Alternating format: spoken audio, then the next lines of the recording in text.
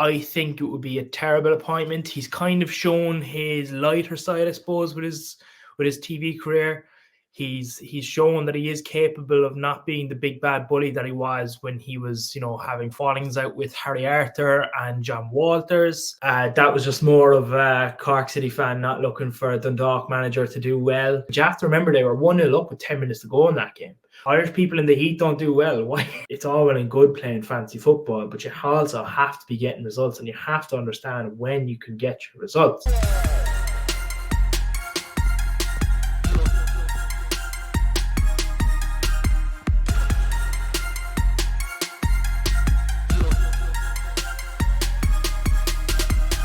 Hi guys, welcome back to this episode of the Football Forecast. My name's Colm, and today I'm going to be talking about why I think it's time for Stephen Kenny's tenure as a Republic of Ireland manager to come to an end. Now, is it harsh to look for an Ireland manager to be sacked off the back of a defeat away to France and at home to the Netherlands? Yes, I think it's very fair to say that maybe, that might be a bit harsh to look for him sacked, but it's not just those two games. It's everything that's gone on over the last 3 years. Now, has the football gotten better since he's come in? Absolutely. It's a lot more watchable. It felt like watching Ireland under Martin O'Neill and Mick McCarthy during their 2 tenures. It was almost like a chore. It was almost like it was dinosaur stuff. It was putrid stuff to watch, and Stephen Kenny's brought it on that different level. He's also brought through 20 players in the last qualifying campaign, which is good going as well. But at the same time, I think it's time for a change. Now, the next manager will have an awful lot to thank Stephen Kenny for. As I said, he did bring through 20 players in his last qualifying campaign. This qualifying campaign is probably very similar, but he's stuck to a lot of loyal players. He's called up the likes of James McLean, who's now playing League 2 at Wrexham. He's called up Jeff Hendrick. He hasn't played since May. It's just, he started off very, very well, but he's after getting into this kind of routine that all Ireland managers seem to get into, where they kind of get loyal to players who maybe, they've done it in the past. Even you look at the likes of England, they're calling up Harry Maguire and Calvin Phillips. Managers do get attached to certain players, but you have to understand as well that there is time for change. And you look at what the England fans are doing with Gareth Southgate now. They want him gone because he's too loyal to the likes of Maguire and Phillips, as I just said. So I think it's time that we try and freshen up as well. It was great that we tried this experiment of calling up a manager from the League of Ireland, but it just hasn't worked. I was very much in the Kenny out brigade when he started. That was just more of a Cork City fan not looking for a Dundalk manager to do well in a different role. Very much painful as a Cork City fan to see the manager of your arch rivals at the time going into that role, but we kind of all wished him well. It didn't work out well, losing out to Slovakia in one of his first games in that Euro 2020 playoff, which he wasn't even supposed to be managing. What was supposed to happen was that game was supposed to happen in March of 2020, but for obvious reasons it couldn't happen in March of 2020, so it had to be pushed back to September. Now, the issue was Stephen Kenny was Ireland under-21 manager at the time. Mick McCarthy was Ireland manager. He'd gotten them to the playoff, but because his contract ran out and Kenny wanted the senior role, he had to get it, because that was the agreement that Mick McCarthy, once Stephen Kenny kind of got in the Ireland under-21s to a certain level, he then got the senior role. But I don't think anyone, it seemed like a nonsense idea at the time, and this kind of confirmed it, but I don't think anyone saw a pandemic coming down the line that was going to cause this issue.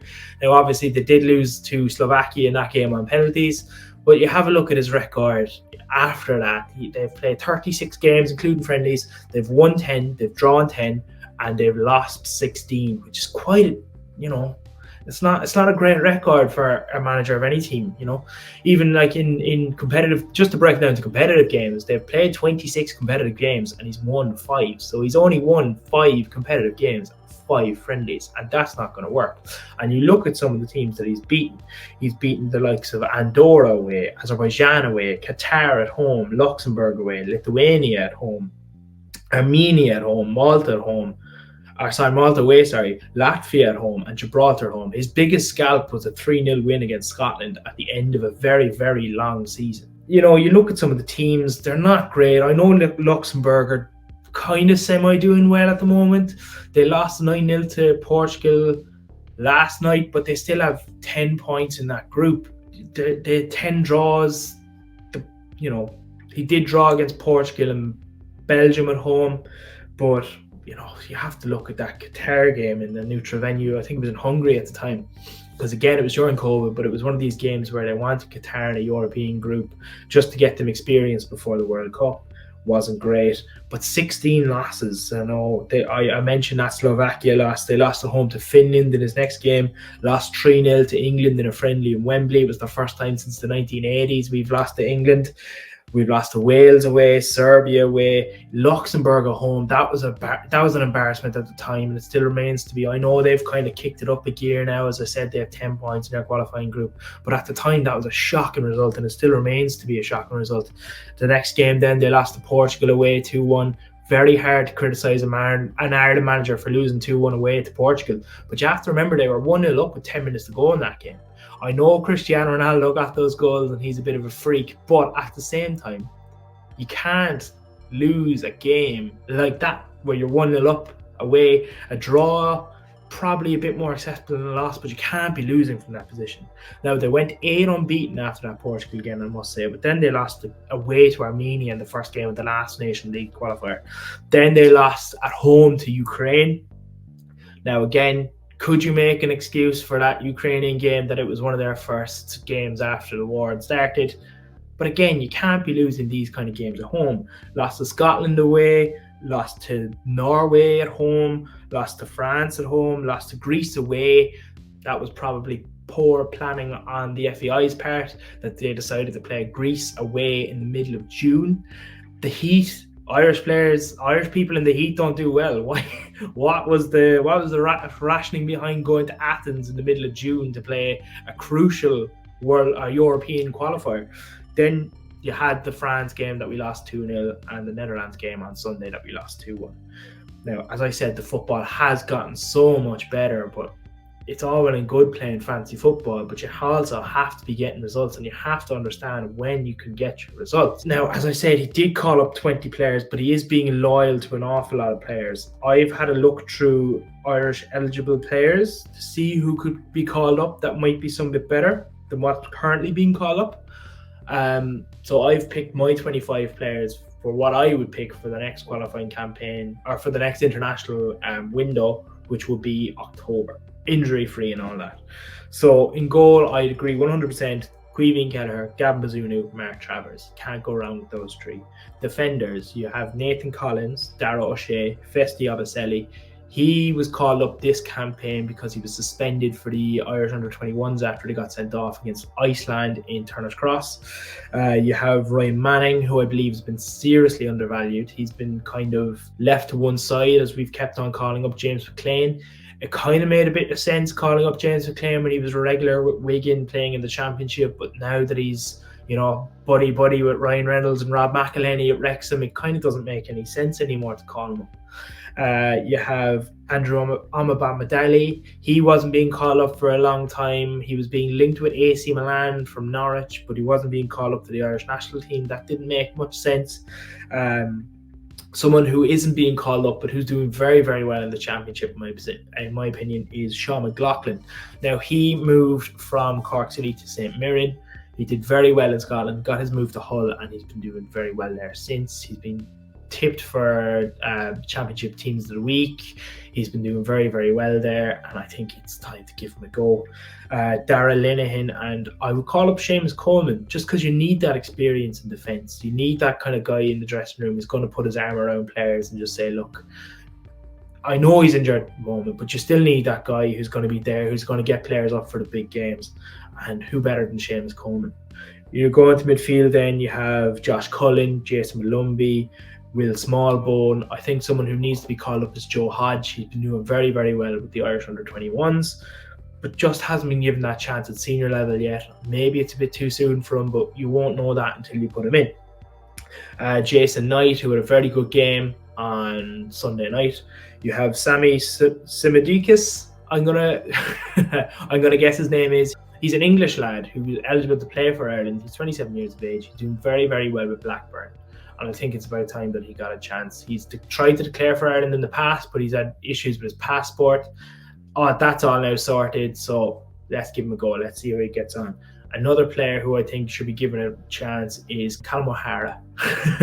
He is currently playing with Coventry. He was a big part of them getting to the playoff final last year. He is an English under-21 international, but he is eligible to play for Ireland. He did play Gaelic football growing up in England, so it would be something that would be attractive to him, I think. He has said in the past that he would be willing to play for the Republic of Ireland, so I think now it's just getting him called up, giving him his chance, and just seeing what he can do. And then lastly, I would call up Alan Brown as well. And in the forward line, I think one of them writes itself, Evan Ferguson. You look at what he's doing with Brighton this season. You know, if he keeps going on that hot streak that he's on at the moment, fingers crossed he stays injury-free, unlike what he did for this campaign, I think he'd be a smashing player to have. And I think we're very, very lucky to have a player like Evan Ferguson. You also have to call up the likes of Michael Obafemi, Chidozie Ogbene, who did very well whenever he was called upon for Ireland. Hopefully he gets a bit of game time in Luton now. Hopefully Rob Edwards sees what he did with Ireland and gives him this chance, because realistically he can't be any worse than what they already have. Mikey Johnson, currently at Celtic. He was on loan in Portugal last season, did very, very well there, but I just think it's time we give him a chance. I know he's injured. Hopefully he gets back fit and he's good and ready to go for October. Then you have someone like Andrew Moran, who's doing very, very well with the Irish under-21s at the moment. He played very well on Friday night against Turkey. Hopefully he has another good game tonight against San Marino. I'm sure he will. But, and lastly, we don't want another situation like Jack Grealish or Declan Rice with this guy. I think Tom Cannon, he's currently at Everton. He was on loan last season at Preston. He's kind of on the fence as to whether he wants to play for the Republic of Ireland or England, but we need to get this guy tied down. I think he'd be a smashing player for us in a few years, in 5 years' time. If we have a front two of Tom Cannon and Evan Ferguson, I think we'll be doing very, very well. Now, the issue is, with Stack and Stephen Kenny, who do you get in? So the first name I would pick is Chris Hughton. He's currently managing Ghana at the moment. He has roots in Ghana, but he has 53 caps for the Republic of Ireland, and I think it would make perfect sense to get him in. He has international experience. He's done very well with limited resources at Newcastle and Brighton. He had a bit of a rocky time the last time he was in English football with Nottingham Forest, but he led Ghana to a World Cup. I know they finished bottom in their group, but at the same time, that international experience will stand to him if he was to take the role. So the next person I have on my list is Damien Duff, current Shelbourne manager. Now the issue with Damien Duff is you're going down the same route as Stephen Kenny, where you're going for someone with the League of Ireland, or from the League of Ireland, I should say. But the issue is, he's not as good. He's not as experienced as Stephen Kenny was at all. Stephen Kenny had won several league titles. He'd won, he'd managed in Scotland at a senior level. Whereas you look at Damien Duff's career, he's been involved with the Irish under-21s. He's been involved with Shamrock Rovers underage setups. He's been involved with Celtic's reserves. He was briefly involved with Celtic's first team. He was the assistant manager to Neil Lennon during the treble season. You also have a look at what he did. He was already the Irish assistant manager under Stephen Kenny before he got the Shelbourne role. But that's all he's done. He's had one season really under his belt. He finished 8th. He got them to a cup final, yes, but he did lose that game 4-0. They're currently 5th in the League of Ireland. They're fighting for Europe. Whether he'd want to leave that right now or not is another issue. They're after being taken over by Hull City's Turkish owners. So who knows if he'd even want to take the role. Personally, he'd be the one that's lowest on my list to take it on this list currently. Next manager I have here is Lee Carsley. He's currently the favourite with Paddy Power. It would be a bit of a risk for him to take this. He's currently the English under-21 manager. He was the manager when they won the under-21 World Cup. They did not concede a goal during the whole tournament. He seems to be kind of lined up for the England senior job. Now, he is an Irish international. He did play for Ireland. He has some level of senior experience. He was the interim manager at Coventry. Would it be career suicide for him, though, to take this role? I think personally it would. He seems to be going in the right direction as opposed to, going for a Premier League job or going for the England senior job. But I don't know if this is just career suicide for him, to be honest. The next person I have on my list is Graham Potter, former Chelsea manager. He did very well with limited resources with Ostersunds. He did very well with Swansea during his brief period there. He was the catalyst for everything that's going on with Brighton. Yes, he did have a rocky time at it with Chelsea, but Chelsea, there's a lot bigger expectations than there would have been for Brighton or Ostersunds or Swansea. Could he see this maybe as a chance to get his career back on track? I personally don't think he would have any interest at all in the role, but I think he'd be a smashing appointment if it was the one to be made. Now, the last person I have on my list is Roy Keane. To be honest, this isn't one that I'd personally want. I think it would be a terrible appointment. He's kind of shown his lighter side, I suppose, with his TV career. He's shown that he is capable of not being the big bad bully that he was when he was, having fallings out with Harry Arthur and John Walters. But at the same time, he hasn't had a management job, a sole management job. He's been the assistant manager for Paul Lambert at Aston Villa. He was with Martin O'Neill with both Nottingham Forest and the Republic of Ireland when they got to Euro 2016. But I just don't think he is the right man for the job. It's been 12 years since he's had his own job. The last time he did have a job was with Ipswich, and that ended terribly. Now, he did have a glittering time with Sunderland when it first came in, but I just don't think he's the man for the role. Let me know what you guys think in the comments down below. Don't forget, if you did enjoy this video, please subscribe, put bell notifications on, and thank you very much for watching.